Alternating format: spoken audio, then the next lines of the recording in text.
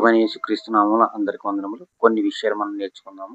యేసుక్రీస్తు దేవుడని బైబిల్ ఎక్కడ ఉన్నది అని ప్రశ్నించే వారికి మనం సమాధానం చెప్పడానికి కొన్ని విషయాలు నేర్చుకుందాము.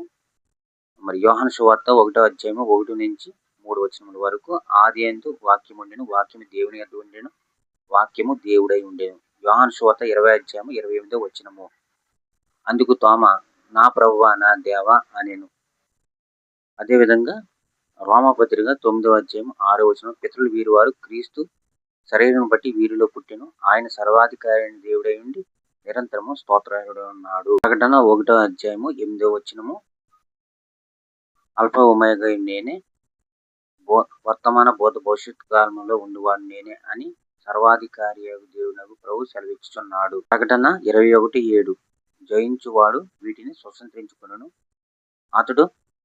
అతడికి నేను దేవుడై ఉండును, అతడు నాకు కుమారుడై ఉండును. రోమా 9:5, పితరులు వీరి వారు శరీరం బట్టి క్రీస్తు వీరిలో పుట్టెను, ఈయన సర్వాధికారి అయిన దేవుడై ఉండి నిరంతరము స్తోత్రార్హుడై ఉన్నాడు. తీతు 2:13, ఆయన మహాదేవుడు. యోహాను 5:20, ఆయనే నిజమైన దేవుడును నిత్య జీవనై ఉన్నాడు. 1:5, ఆయన అదృశ్య దేవుని స్వరూపి అయి సర్వ సృష్టికి ఆది సంభూతుడై ఉన్నాడు. ఫిలిప్పు 2:6, ఆయన దేవుని స్వరూపిపై ఉండి దేవునితో సమానుడుగా ఉండుట మహాభాగ్యమని ఎంచుకొనలేదు. కొరింథీ 6:18, మనము జీవం గల దేవుని ఆలయమై ఉన్నాము, అందుకు దేవుడు ఎలాగ సెలవిస్తున్నాడు, వారిలో నేను నివసించి సంచరించును, వారు నాకు ప్రజలైందురు, నేను వారికి దేవుడినై ఉందును.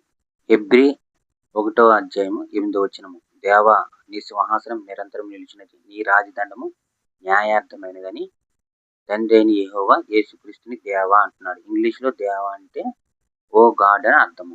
యెషయా గ్రంథము 9వ అధ్యాయము 6వ వచనము, ఏలయనగా మనకు శిశువు పుట్టెను, కుమారుడు అనుగ్రహింపబడెను, ఆయన భుజం మీద రాజ్యభారముండును, ఆయన ఆలోచనకర్త, ఆశ్చర్యకరుడు, ఆలోచనకర్త, బలవంతుడైన దేవుడు, నిత్యుడగు తండ్రి, సమాధానమైన అధిపతి.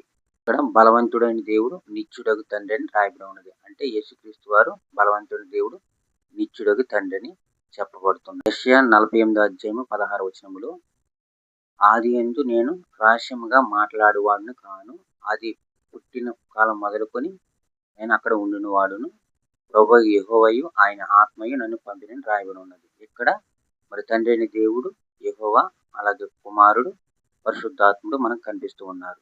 ఆది కాండము 1వ అధ్యాయం 1వ వచనంలో, ఆదియందు దేవుడు భూమాకాశము సృజించిన రాయబడి ఉన్నది. ఇక్కడ తెలుగులో దేవుడు అని రాయబడి ఉంటుంది. ఇప్పుడు ట్రాన్స్లేషన్ లో నుంచి తర్జుమా చేయబడిన గ్రంథం